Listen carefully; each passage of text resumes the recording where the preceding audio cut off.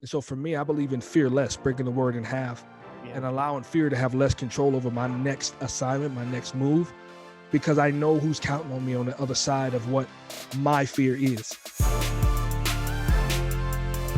One of the things I love most about you, obviously, you and I have hung out quite a bit on Clubhouse, even off the channel, just because, you've already poured into me. We barely know each other. I mean, we've only got to know each other a few weeks, and we've already had that kinship bond already kind of show up. And there's this concept that I've heard you talk about repeatedly about overcoming fear Yeah. and becoming fearless. But then you put another spin on it. So give everybody your spin on fearless. Yeah, man. I don't believe in fearless, man. If anybody tells you they showed up to their assignment without fear, they're lying to you. Yeah.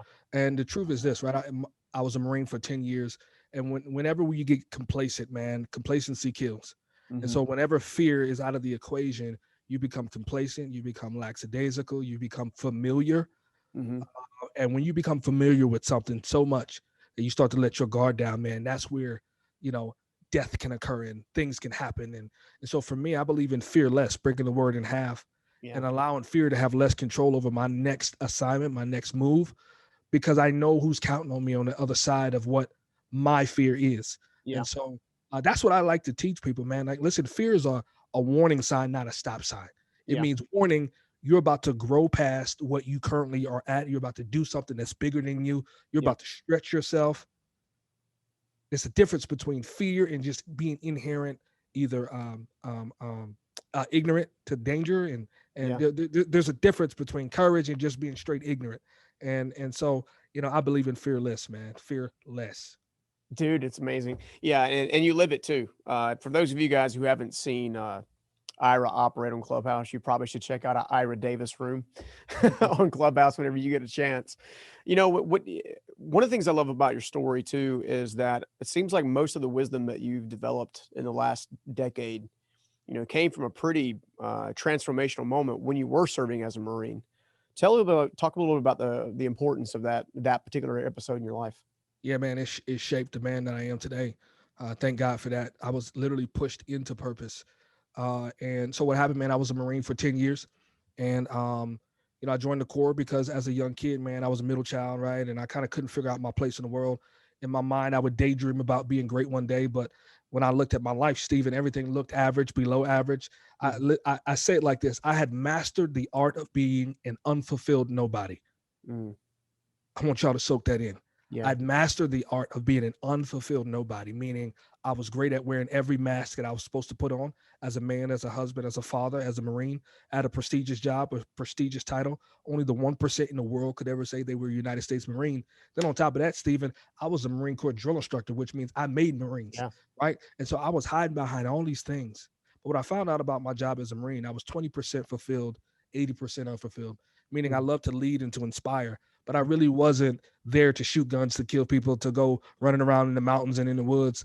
And so, but I stayed because there was a certain level of comfort in the prestige, the paychecks, the awards, and the accolades, right? For my friends, family, from my own spouse, right? There was, as a man, I'm like, okay, I have everything that I'm supposed to have as a man. I can Yeah. provide, and my job title makes people go, right? And so I Yeah. was like, okay, I am comfortable hiding behind camouflage of knowing that this is not what I was born to do. And so at my about my 8-year mark, I was a drill instructor down in Paris Island, South Carolina. Mhm. And I got a little bit too zealous, Stephen, and I started to break the kids down just a little bit too hard, a little bit too rough, and I got kicked off of that duty. Mm, And it was a blow to my life because the only dream that I had at the time was to be a Marine Corps drill instructor. That's why I joined the Corps. Took mhm. me 8 years to get to that duty. Got there, I was phenomenal at it, and in an instant, it got taken away. Um, and my life kind of started spinning out of control. And I was like, okay, Ira, you have 3 years to rebound your career before your contract is up. Mhm. And so I came back to the Fleet Marine Corps. I did everything I could, Stephen. I won all the awards: Marine of the Quarter, NCO of the Quarter, martial arts instructor. All this stuff. Came time for promotion in 2014. I had 3 months left on my contract, Mhm. on that current enlistment, and the Marine Corps said, "No, thank you." Right? You got to roll out. The war in Iraq is over. Congress said we have to reduce the size of the fighting force. So anybody with any negative paperwork, doesn't matter if it happened yesterday, today, or 17 years ago, Mm, got to roll out. Wow. And so literally it was June 2014 when I read this letter from Headquarters Marine Corps saying, no, thank you. To 3 months later, having to pack my bags and get out of the Corps in August of 2014. Depression set in, man. I'm a husband, father, Mm-hmm. didn't have a bank account, didn't have anything to fall back on. So I went to go see a therapist, man, which is taboo, right? For men, taboo for people, taboo for African American men to go sit down in front of a therapist. But I sat down on that therapist couch, man, just like we're talking, and I cried my eyes out, Stephen. Yeah. Like I had just been hit by a bus. I'm this big, semi-buff dude back then, Yeah. and you crying my eyes out. And I'm like, Doc, I need you to help me. I'm a grown man with a wife and 2 kids. I don't know what I was born to do, and I have to get out of the Marine Corps in less than 3 months and provide a life for my family. I said, but I know I can't be just another number in somebody else's machine. Mm-hmm. In my heart, Doc, I've always felt that I was born to do something great. Yeah. But when I look at what's coming out of my life, it's been average. Can you help me? And Stephen, we talked for about 4 or 5 days. And at the end of that, those sessions, he came to me and he said, listen, Ira, I believe in my personal professional opinion, you were put on this earth to inspire people down to their bones to go after their dreams. Yeah. And he's like, I don't know what that looks like for you, whether it's speaking or writing a book, but I challenge you to go on the journey, man. And so, man, I left his office that day. I'm a man of faith, went in my car, and I cried and I prayed. Yeah. I said, Lord, the epiphany light bulbs are starting to go off in my life. For the first time, I'm starting to see the things that I've never saw about me that you want to use in the world, man. And the rest was just history from that point. Love it. Love it. It's, I've got 3 things resonating in my spirit, 3 topics. I'm going to throw them at you. Let's go. And I know you're going to knock it out of the park. Number 1, identity. I feel like we're supposed to talk about identity. Let's circle the wagon some there. What have you learned about identity, both in shifting your own and helping people shift theirs? Man, you cannot be all that you were created to be until you recognize who you were born to be. And for me, for 28 years, I told you I mastered the art of being an unfulfilled nobody, which means anywhere that I went, I was a chameleon. I would morph into the atmosphere in the room, to the people that I was around. Therefore, at 28 years old, when this whole thing happened to me and my world came crashing down around me, I really had to go through an isolation period where God had to reintroduce Ira to Ira. Hey, Ira, meet Ira. And I had to figure out, no, that green wasn't my favorite color. It was red. No, I didn't like that. I like this. And so I had to come to an understanding of who I was called and created to be, which ultimately allowed me to be of service to other people, because I now know that when I show up in a room, that I'm not just it's not just like, can I sit at the table? It's like, no, if you were invited into the room, baby, pull up with something, with a dish, right? Pull up with a dish and put it on the table. So it's like a potluck. Don't just show up empty handed, being happy to be in the room. Come in and serve powerfully. So for me, I struggled with identity my whole entire life. But that was been one of the greatest pillars of me of helping me become who I am today, is understanding who I am and who I am not, and not compromising anywhere in between. There's this concept that you and I both share the same faith, and we've talked openly about that with one another, encourage one another with that. There's a concept in the from the Bible that says pressing out new wine, or new wineskin, or squeezing out the olives, or the olive juice, if you will. The olive is there to serve as a purpose. It's there to grow, but then you're designed to squeeze it out, to press it, to put it under tension, to put it under pressure. What type of process did you find yourself going through in shaping the new identity? Because it's one thing that to say, hey, look, we know we're born to do something different, right? We desire to do something different. Most people can't articulate how I become something different. Like, what type of process did you kind of flow into and follow yourself into? Yeah, man, the process was, number 1, understanding that where I was not where I was supposed to be. That's number 1. Number 2 is recognizing there's a shift that's happening in your life. Most people will recognize the shift and the need for surgery in their life, but they won't go get surgery. They'll get a Band-Aid. Yeah. Well, what if I get a different position or a different job or a promotion? Like, no, you need surgery. And so for me, it was recognizing that there was something inherently wrong with what was happening in my life. And then understanding, going from when I got forced out of the Marine Corps, going from blaming to taking ownership, going from seeing that everybody else was the problem and know that this was actually a gift. Yeah. Being pushed out of what I would have always stayed in, Yeah. was a gift that happened for me, not to me. Yeah. Right. Like literally, if this wouldn't have happened to me in 2014, I would have been 4 years away from retirement as a Marine, Mm-hmm. which means I would have spent the last 7 years miserable Mm-hmm. instead of the last 7 years becoming who I was created and called to Mm-hmm. be of service. And so literally I felt like at the time, I felt like God was breaking me to kill me, but he was breaking me to rebuild me. And Mm-hmm. so a lot of people like in this pandemic time, they have lost a lot of what they thought they wanted and needed, but Yeah. really this was a reset that they would have never asked for. Yeah. They come out of this pandemic the same way they came in. They failed the purpose of the greatest pause in our lifetime. Right. That's right. Right. And so for me, it was recognizing, oh, wait a minute. I'm not supposed to go run out and get another job. This is a time where I'm going to become who I was always created to be. And so I see the you back there that transformed you, that university. I had to go through becoming university. It Mm-hmm. was a time period where I had to become who I was always created to be. I had to take my past, my Yeah. experiences, my gifts, my talents, my anointing, and I had to go through a transformational period of evolving into someone who can serve other people, man. And so hopefully that answers your question, man. Yeah, I mean, it does. I see. I like one of the things I love about the show, and one of the reasons I called it "Stuck to Unstoppable" to begin with was because, you know, stuck is for people who are not making progress. That's it.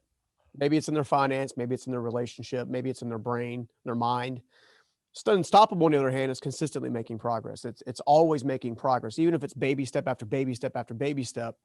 And it's as a culture we tend to celebrate the fame, but we don't celebrate the fortitude or what it took to make the fortitude. You know what I'm saying? So one of the reasons I love to hear the backstories, and I love for other people to hear that there's, and it's an old analogy, not an old analogy, but an old adage that people say that your tests becomes your testimony. I Mm-hmm. have yet to have a single guest on here that has not gone through immense suffering, even though they're incredibly successful now. Every last one of them have gone through their own immense suffering at some point in time, which is another reason why I bring up the wine press, right? It's if you were going to truly go from stuck to unstoppable, right? That surrender, I surrender all, that humbling moment, that particular sector of life has got to be in such a way where you lean into the pressure instead of away from the pressure. Because I can only imagine, just go back to the therapist moment. You mentioned this, kind of the overarching statistics, if you will, about an African American man going in to potentially go see a therapist, or men in general, right? All of that. That gives me actually the second thing that I wanted to kind of throw at you, and I know you're gonna hit it out of the park because you always do, and that is the element of pride. Mm. I feel like we're supposed to talk about pride. Let's talk about how pride impedes progress. Go. Mm. Yeah, man. Um, it was the most humbling thing of my life to sit on that therapist couch and cry like a baby. Yeah. Here I am, big bad Marine, former drill instructor, wife, kids, the whole 9 yards. And to the outside world, I got it going on. Mhm. But in my heart, I was in pieces. I was hiding from the Mhm. fact that I felt like when God was handing out purpose and dreams, he skipped over me. Yeah. I was hiding from that. And so for me, I had to say, either I can sit here and self-destruct, or I can start taking the steps to rebuild and build what I know has been brewing in me since the time that I was a kid, but I can never get to it. Mhm. And I didn't know what the world of personal development was. I didn't know what the world of coaching was. I didn't know what any of this world was. Like I had my faith. I wasn't super strong in it. Um, but I knew I had to get to the closest person who could help me see me. Yeah. And so I had to lay down, this macho mentality and go get help Yeah. because I felt like I was a car running out of gas. Anybody ever been in a car running out of gas and it starts sputtering Yeah. and kicking back in your Jerking. foot? Yeah. Yeah, that's kind of how I felt every day. Like I was a car sputtering, kicking back and forth, just trying to make it. And I was like, I am not going to be able to offer anything to this world or my family Mhm. if I don't go get fixed or go get help, Yeah. because I'm about to shut down. I mean, I got babies. I had a 5-year-old and a 3-year-old and a wife, and I have Yeah. nothing to my name. Mhm. Like I can't leave this institution and go out into the world broken, Yeah. or everything that has been put under my charge will crumble as a result. And so I think for for men, for women, whoever's listening, you have to understand that you are not created in this world in a vacuum or alone. There are professionals and people around you who can help you stay afloat, who can Hmm. help keep you from sinking. But it's a matter of reaching out for help. Man, we're men of faith, right? So I'm Yeah, thinking about Peter and Jesus. When Peter was about to sink, he reached out for the master's hand, that's right. right? And some of us are so full of ourselves that we think, number one, we think that we were walking on water because of us. Wrong. Yeah. Number two, that we're so afraid to reach out for somebody who is stronger, more wiser, more efficient than us to help us. And I'm the kind of guy who recognizes that if I don't reach out for help in areas that I'm weak in, Hmm. I'll never be able to accomplish anything. That's Yeah. just how I live my life. Is I'm a collaborative leader, meaning, hey, this is the vision. Now I need all you great people to come in, poke holes, and sew it back together and build what I couldn't see in the first place, right? So Yeah. pride has to take a back seat, or it's going to keep you literally stuck because Yeah. nobody wants to come in and help you be unstoppable if it's always about you, right? And Yeah. so, man, that's just kind of how I deal with the pride issue. Yeah. I mean, look, the way I look at it too is the evidence of your pain is probably also the evidence of your pride. Come on. Because if you're consistently in pain on a regular basis and you're not, we'll call it the proverbial ibuprofen doesn't cut it. The Tylenol doesn't cut it. The Advil doesn't cut it, right? At some point in time, you have to understand that there's probably a different methodology or a different conduit that you're not using right now Hmm. that you need to be looking at. And sometimes that greatest conduit is actually back in the mirror. Hmm. How did you find the courage to actually go and seek help, especially as a Marine, especially as a male Marine? I was telling you before we hopped on air that, I just got through working with some Marines yesterday, literally. And, several of them, it took me a good 15 minutes to get the walls down so I could Yep. talk to them. Yep. How did you find the courage to even go through that and bust through that pride prison, if you will? Man, it was very simple for me. I am terrified of dying before I do the thing that I was created to do. Mm, Very simple. I'm terrified of dying before I do the thing that I was created to do. And I knew that my camouflage, my crutch, my comfort zone, my safety net, my punk card just got pulled.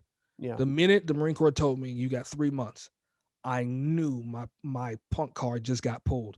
Mm, Ira, you can't hide anymore. yeah. You have nothing to fall back on. It was easy to sign up at 18 and join the Corps. They pay you. Like it was easy. Now your punk card, you have nothing to fall back on. And so I just kicked in and said, okay, either you can die miserable or you can go get the help that you need so that you can be of service to your life, to your wife, to your children, and to the world. But I just made a decision, Stephen. I'm not going to die before I do the thing I was created to do. I need help. And that's the only thing in my mind that I knew that could help me in that moment was to go see a therapist. That was the epitome of it. I mean, I don't think it was because I had uber courage Yeah. or I was super wise. I just knew that there was a life jacket called a therapist, and I needed to go get one. Yeah. So much of life transformation. If I think back to all the things that I've been through, some of the stuff that you've even been through, you share with me. There's always the catalyst moment before things begin to go the opposite direction in a positive direction is this element of surrender. It's just saying, I know I can't do this all on my own. Yeah.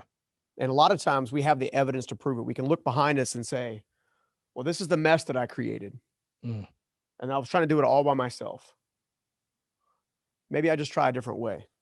And so many times I think people get lost in their own in their pursuit of transformation, whatever that breakthrough transformation, because they keep wanting to make giant leaps and giant strides and giant jumping a Grand Canyon kind of leap from Hmm. who they are today to who they're really called to be.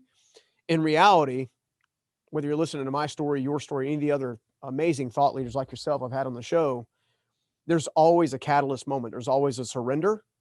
There's always an awareness, and there's always a willingness to take the first step, not knowing if the first step is the right step. It's that Yeah. blind faith a little bit. How has faith played a role in your journey? Faith is the journey. Say that again. Say Yeah, it again. faith is the journey. It didn't play a role. It is the journey. I'm a guy. If you haven't figured that out yet, uh, audacious dreams. That's in my DNA. That's a part of who I am. And so there's nothing about that you can do without a level of faith, right? We talk about, there's a scripture that talks about mustard seed faith, and I believe that Jesus was given a minimum prerequisite. He wasn't given the Hmm. maximum Yeah. faith that it takes to do a thing. And so, man, faith has been the journey from the moment I stepped out of the Marine Corps and stepped into this. I went from videographer, lost in the sauce, to documentary filmmaker, to Hmm. speaker, coach, diving out of planes and bringing people around the world to do the same thing with me, and birthing some things that I couldn't even imagine.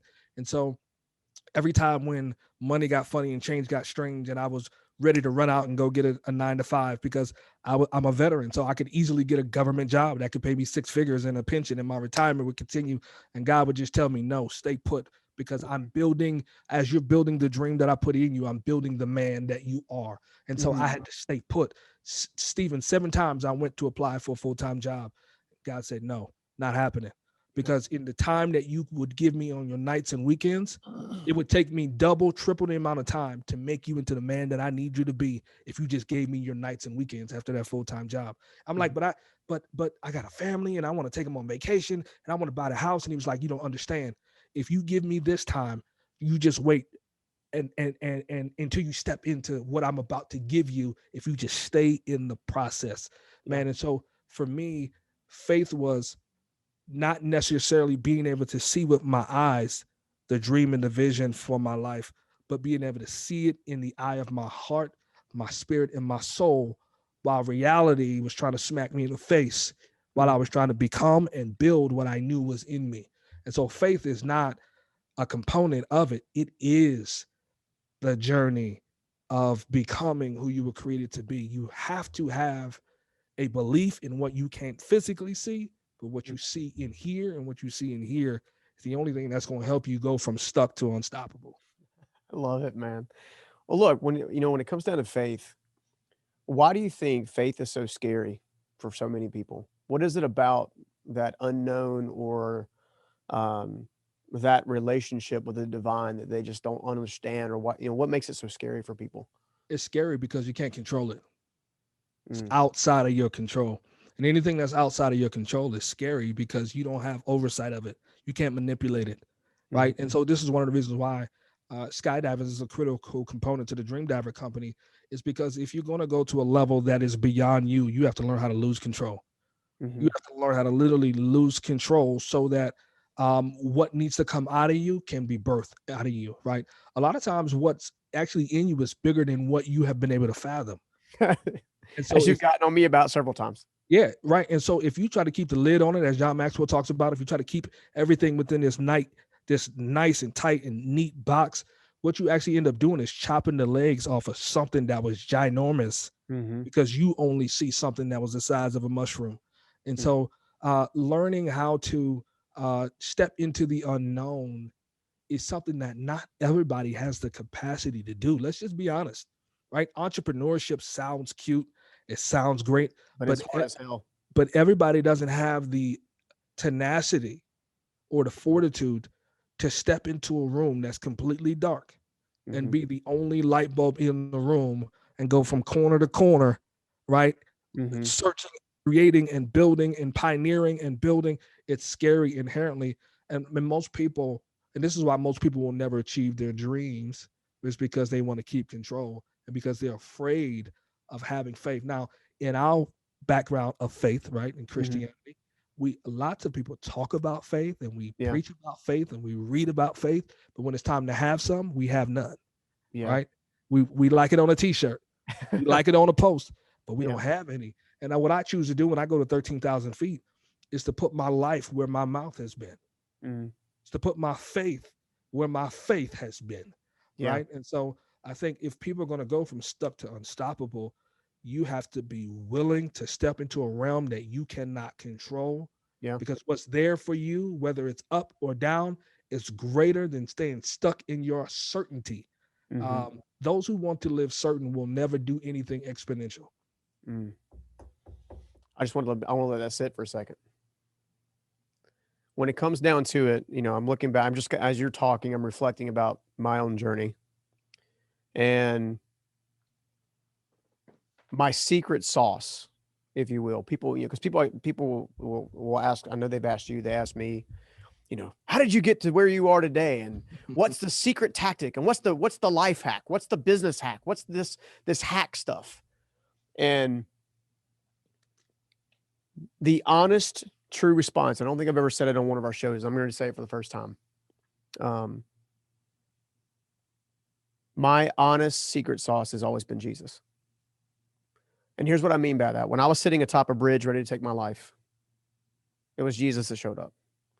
When I was getting ready to found my first company out of the trash piles, it was a whisper in my heart that didn't come from me, that told me to start grabbing some stuff out of the trash piles with my father, and we started building some stuff.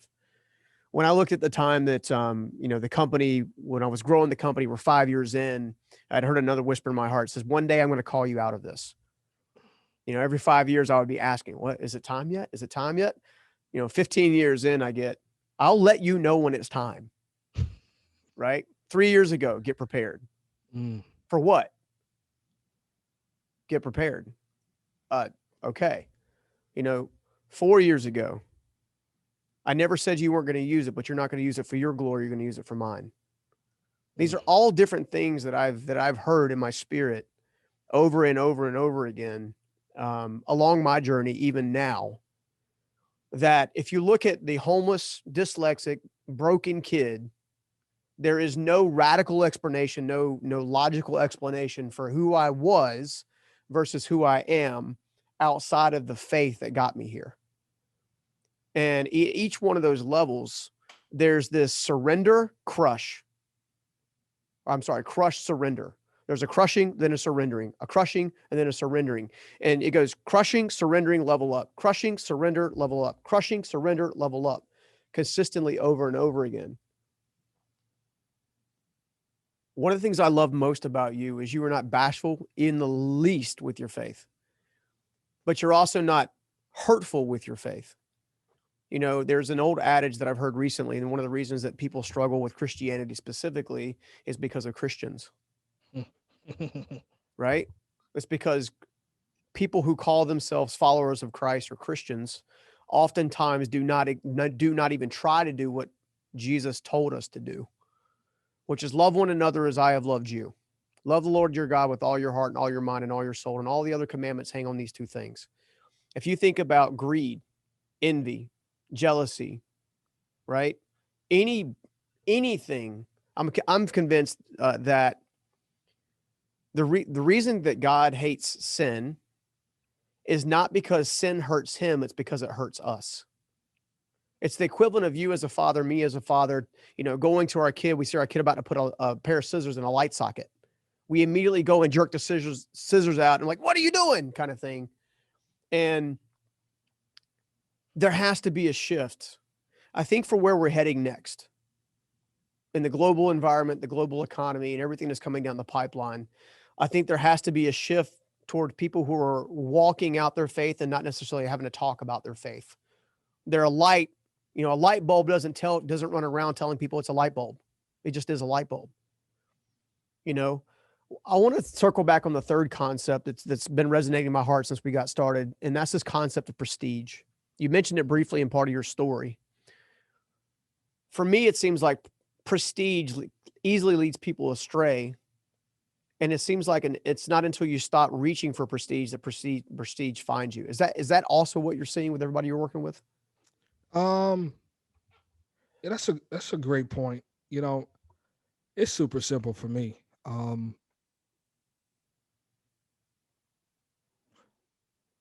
It's not about prestige for me. It's about how big can we make this megaphone so people can get the message in them, right? If you're chasing applause, you're gonna be sorely hurt by people, because people are sometimey. They'll turn on you like a light switch. But our goal here at the Dream Diver Company is we want to build a lighthouse so big so that the message can get into people. Yeah. You don't have to like me. You don't have to love. You don't have to believe what I believe in. Yeah. But I need you to get this message in you before I leave this earth. Mm-hmm. And so I want to build an army of dream divers, people who want to get a miracle message inside of people's hearts. Yeah. And anything else that's a byproduct of that, good on you. awesome, wonderful. But if it doesn't happen, um, did you get that miracle message where it needed to go, how it needed to get there, and at scale like you were supposed to? Hmm. And one thing early on in this journey, man, the Lord said to me, He was like, "Listen, I want you to build X, Y, and Z." He was talking about my movie studio. I want you to build X, Y, and Z. I want you to share it with the world, and I'm going to bring people to you, but in turn, I want you to bring people back to me. Mm. Right? I've heard a similar message. Right. And so for me, it's been, I don't have to punch people in the face with what I believe in, Hmm. but I have to tell you the truth of how I got to where I am, unless I'm lying to you or I'm willingly leaving pieces out that are the secret to my success, Hmm. or to my significance, or whatever you see it as. The Hmm. secret to how I got in front of you today Yeah. is not me alone, because I'm regular. Yeah. I'm average at best, but there's some powers that are working in me that allow me to love you, that allow me to pour into you, that allow me to show up for you, that are Hmm. far greater than me.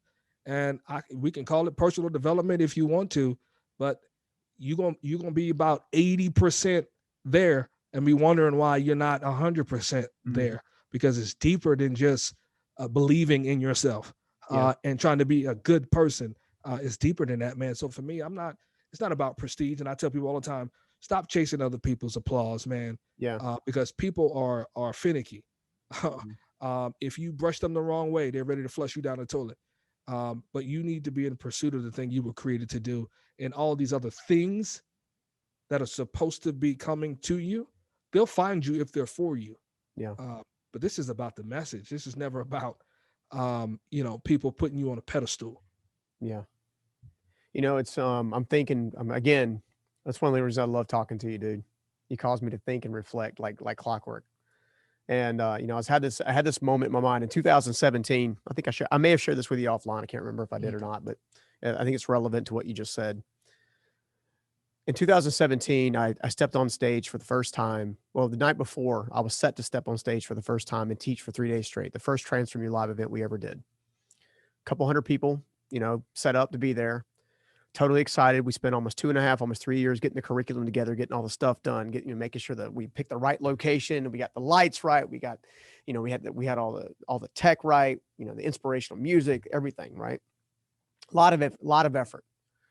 Well, the night before, I was told that my former executive team for my construction business had decided that they would like to try to take my company out from under me.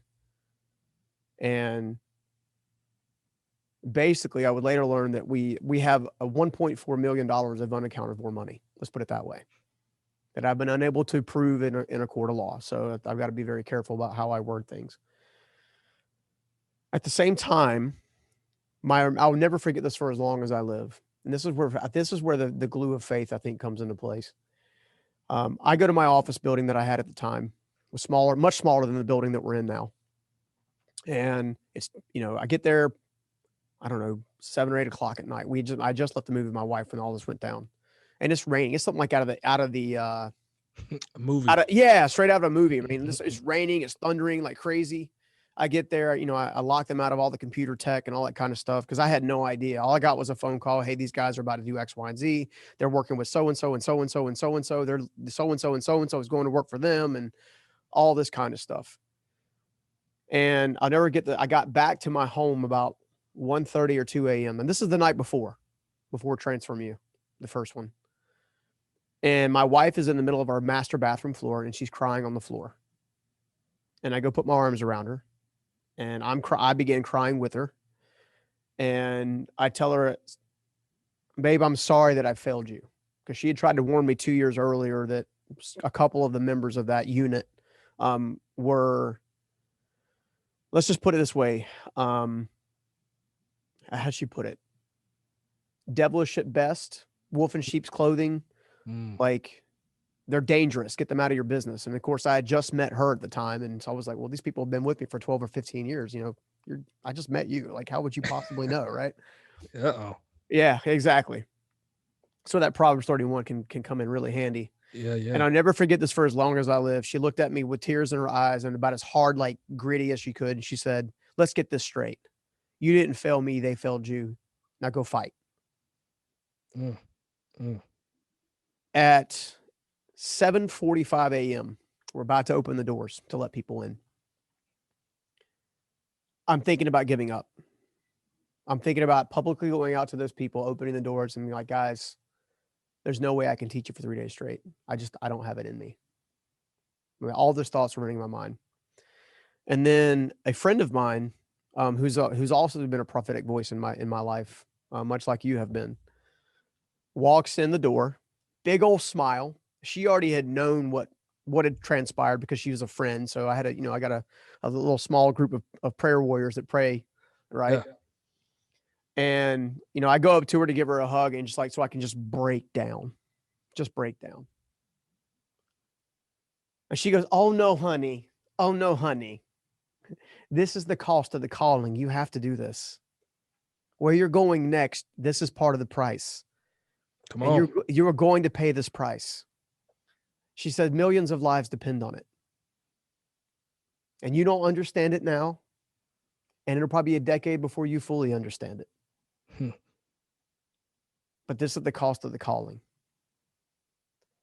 I firmly believe that on the other side of every dream and every dream diver, there is a price to be paid, Come on. right? Your price was with the Marine Corps. My price was in the homelessness and then the, this embezzlement thing. Here's how I know faith is true. I went from her arms to my wife's arms. They're announcing in the background, best-selling author, blah, blah, blah, blah, blah, all my, all the prestige, right? Multi-million, blah, blah, blah, blah, blah, right? I am walking to the stage, not knowing if I honestly have it in me to say a word. As my foot touches the stair, from the top of my head to the bottom of my feet, I felt what felt like just an overwhelming sense of just calm from top to bottom. I got on stage and I proceeded to teach for 3 days straight.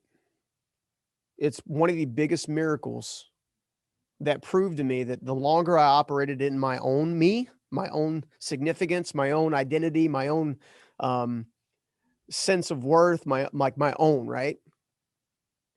Every bit of that, just like you were talking about with the Marine Corps, it was all stripped from me. And it was interesting because about 2 years later, in my prayer time, I had this situation where I was like, it's I don't understand why you'd have me create the curriculum if you want me to use it. And that's when he said, well, here's the thing, it's not for your glory, it's for mine to begin with. So I mean, my intent was wrong, which means my focus was wrong, which means I was operating in me, not operating in him.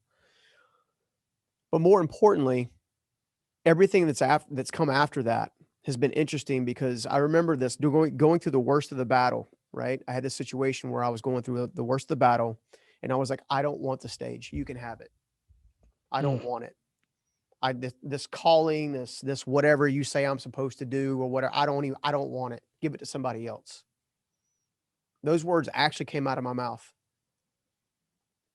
The next thing that I heard in my spirit was this: now I know you're ready. Yes, sir. Now, because you don't want the stage, now you get the stage. And I know that's been a huge truth in your life as well. As we're looking at DreamDivers, as we're digging into DreamDivers, how do we help awaken other people to have those same experiences and to give them the courage to fight after that cost, that calling, that crushing, if you will? What do we do to help them? Yeah, it's it's same thing that lady said for you. Oh no, honey. We have to remind them that very few people will ever be in the top 1% of pioneers, visionaries, and world changers. Mm-hmm. And there's a cost that is associated with stepping outside of the blueprint that was handed to you and creating one. There's a cost. You look at anybody who pioneered anything on this planet, there was a cost to build what didn't exist. Mm-hmm. And most people will never know it. They'll never be able to resonate with it. They'll just show up and buy what you have and consume what you have, experience what you have, but they don't know what it costs Walt Disney to become an enterprise. They don't know what it costs Steve Jobs to build an enterprise. They don't know what it costs Elon to build an enterprise and anybody else that you would consider as a legendary a creator or they don't understand the level of the assignment and the weight on your family, on the weight on your finances, the weight on your mental capacity, the weight on your physical health. They don't understand that there is an inherent cost that great people have to endure and have to go through. But I Mm-hmm. don't want you to look at it as cost. I don't want you to look at it as sacrifice. I want you to look at it as an investment. Mm-hmm. It's an Yes. investment. And you can't give, buy, or sacrifice what never belonged to you in the first place. Mm. Right. And so, as any great investor will tell you, you have to act as if that money was already allocated. It didn't belong to you. Mm-hmm. Right. And so, whatever you thought you had to give up or have to go through, this is an investment that was always a part of the journey for you to become who you are. And so, it doesn't belong to you. That house that you couldn't buy because you were building, that's an investment. It was, that thing was never yours. Your time is coming. Mm-hmm. After your investment reaps a reward, right? And so you have to start looking at it differently, like, oh, this is what I have to contribute in order to become. I have to go through Transform University in order to transform. This Yeah. is not a sacrifice. Nobody ever looked at college as going as this is a sacrifice. No. What is college? An investment. And so Mm-hmm. guess what? In order for you to go from stuck to unstoppable, there is an investment of some pain, some Mm-hmm. monies, some heartache, some growth, some relationships starting and ending that you must invest into becoming who you know in your heart you were created and called to be. And so I'm like you, man. I had a similar experience where I'm like, really? Mm-hmm. Like 4 weeks ago, when I dove out of the plane and I didn't execute my landing maneuver to perfection, Mm-hmm. and I completely dislocated my left ankle and broke it on the inside and outside. Mm-hmm. And when I hit the ground, all I could think about was, in 6 days, I have people from all over the country flying in to hear me speak and coach them and to take them to 13,000 feet to dive out of a plane. And here I am, my left leg is straight, but my left foot is completely turned to the left and everything is out of its place. How in the world am I supposed to take the stage at my first event and do what I do as a speaker coach and skydiver dream development coach? And I can't, I know I'm going to be on crutches. I know everything on this ankle is completely crushed and broken. Mm-hmm. So I caught my breath 5 minutes later and I slid out of my harness. And some people came over to help me after I was screaming for my life. Help. Mm-hmm. After I caught my breath, the first thing that I said was, and my business partner just happened to be there. We were there for a meeting because we actually had our event at the skydiving location. Yeah. He came out to me in a van with some of the, like the GM and some other people. The first thing I said to him, Stephen, was, I said, Sean, are you filming this? The paramedics were there, the sheriffs were Mm-hmm. there. Yeah. My ankle was crushed and completely out of place. The first thing I said to him, are you filming this? Because everybody here is feeling sorry for me. Mm-hmm. I said, but guess what? We just wrote, this is a book.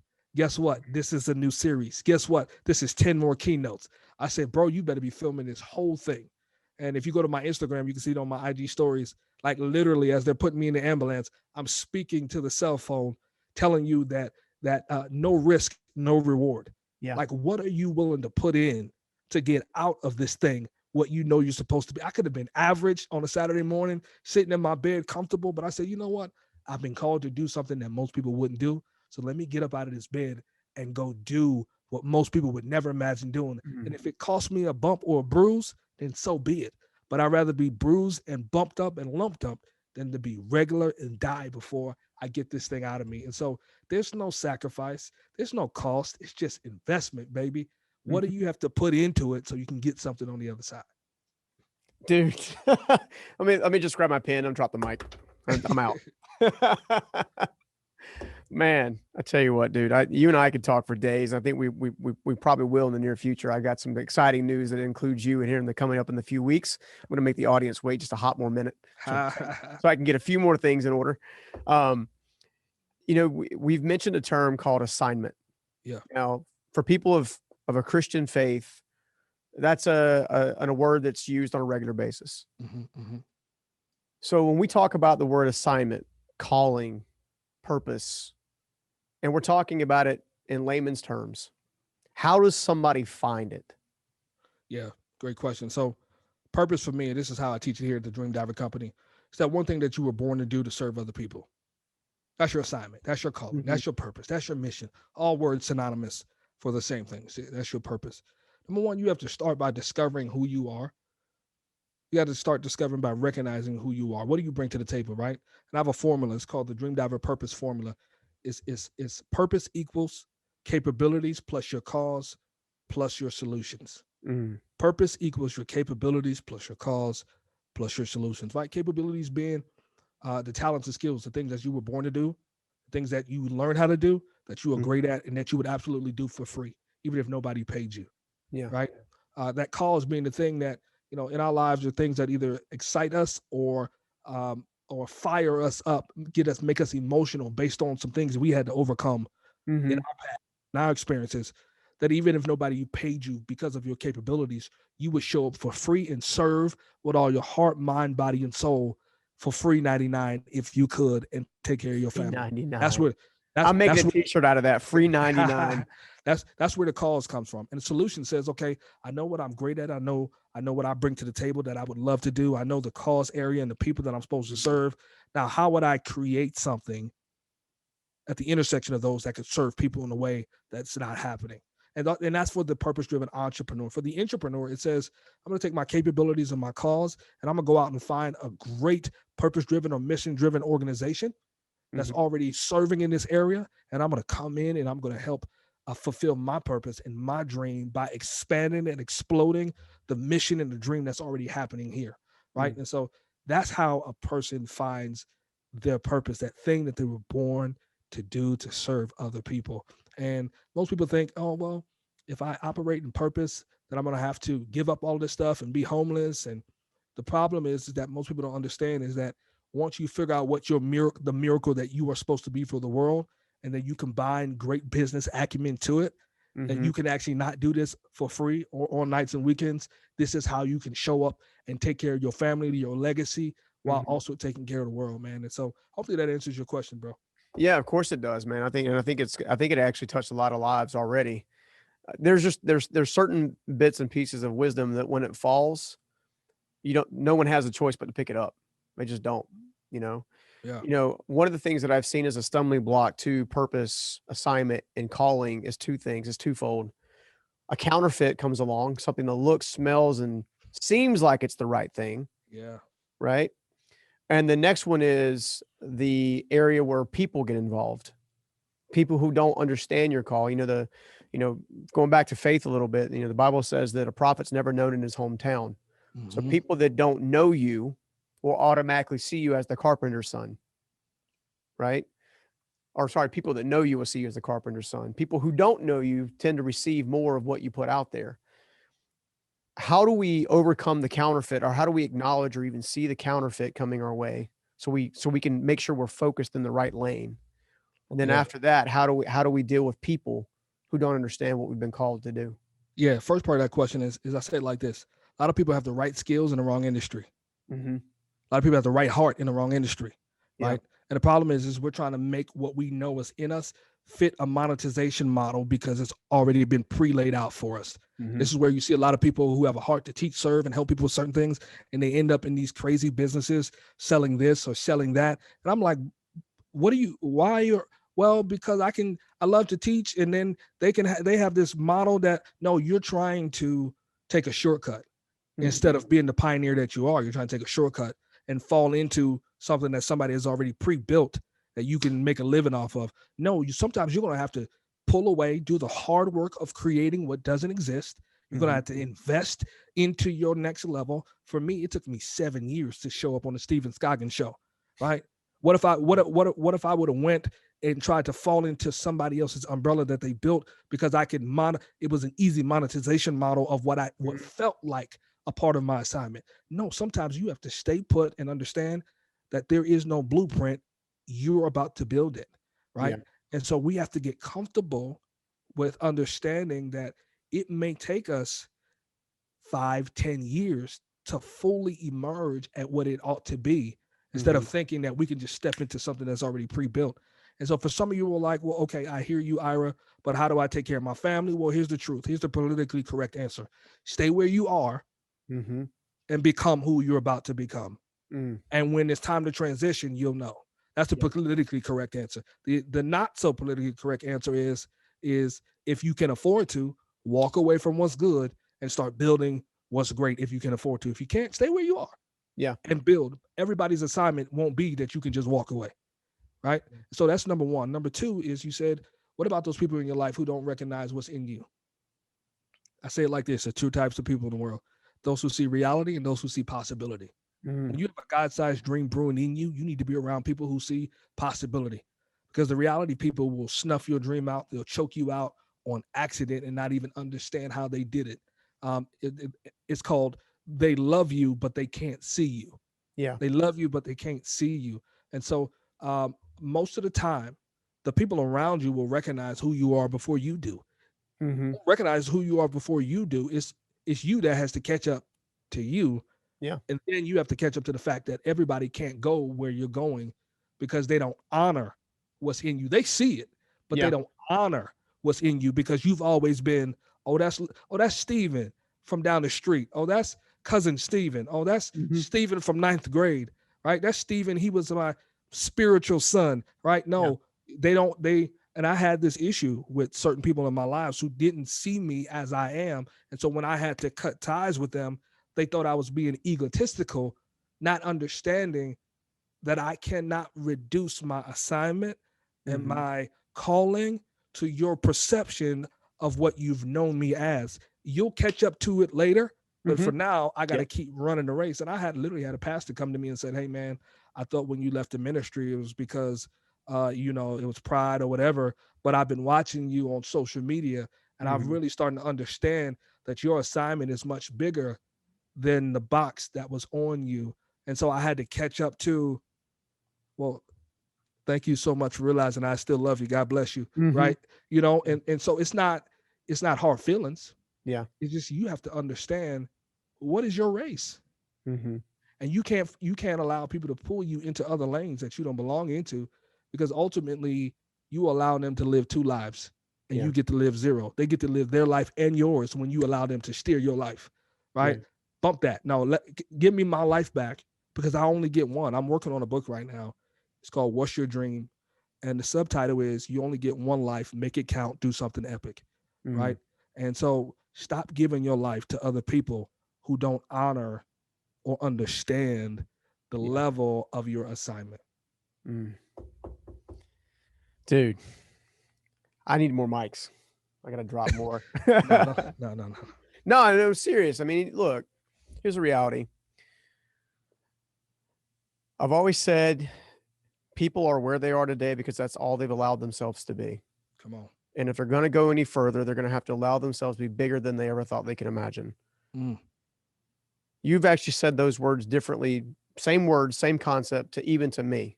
And I started telling you about this, the new live event that we got brewing. That's going to be a Yeah. epic, right? We've been dreaming about that a little bit with some of our mutual friends and even together. And, we started talking about the possibilities. And I said, well, I think the attendance is going to be X. And you're like, bigger. You really think so? Yeah. Oh yeah. Bigger.